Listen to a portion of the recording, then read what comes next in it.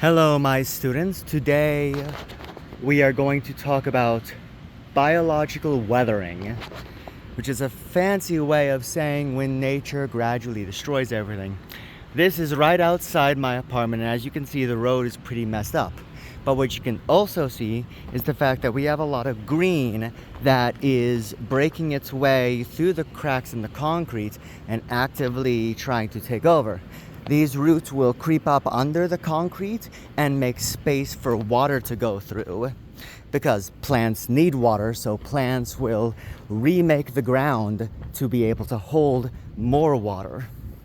And you can see the ground, the street giving way to the grass as the grass overtakes the road and makes it better able to take in water, which will over time destroy the road unless people come to remake it. Here you can see that it's definitely very destroyed, and when it rains you have a lot of water filling up these areas because the grass is making it better able to hold on to that water.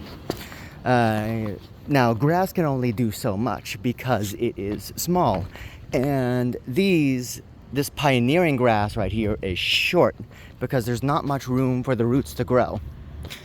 We have some taller grass over here because we have more space for the roots to grow. And of course, as you can see, we have a variety of plants coming up right here. And the more space they have, the taller they're able to get.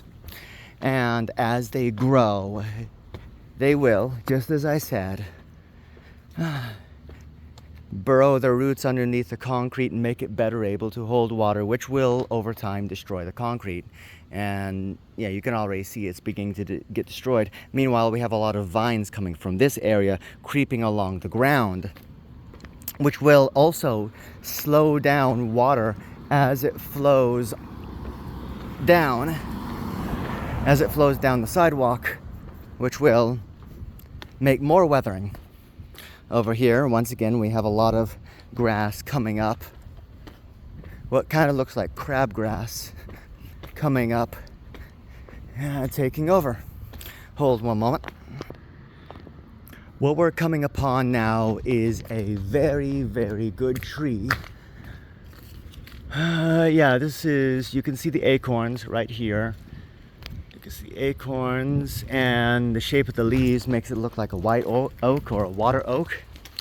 Lots of very nice lichen and moss growing here. You can see the moss, you can see the lichen. There's even a smaller tree trying to grow right there. Very big round. This tree is probably several decades, but look, it has grown over and pushed around the sidewalk. It's cracked the sidewalk, it's going over the sidewalk, it's cracking it, pushing it up out of the way. You can see there's a wall right here, and right here the tree has kind of just pushed the wall out of the way and is growing up under the street, and if you give it enough time it will just push the street out of the way. Trees in general, but oaks are very, very strong and will just push sidewalks and roads out of the way. It's doing a pretty bang up job. And lots of wear and tear from plant life. Oh, hello. Very nice mushroom. But yeah, once again, we have a lot of bushes and we have a lot of plant life that are just digging away at the sidewalk, slowly destroying it, so that way they have more room to grow. And right here, on this fence right here, we have a lot of good moss and good lichen that will slowly take that down. So yeah, lots of nice weathering. And one last bit before we go, lots of vines over here creating a lot of room for insects. There used to be a wall right here. Now it's just completely covered in vines, creating habitats for small insects, which will help feed birds, which will help grow a biological community. Yeah, lots of vines kind of spilling over, growing into the wall, lots of moss and lichen growing into it as well. Anyway, goodbye and farewell.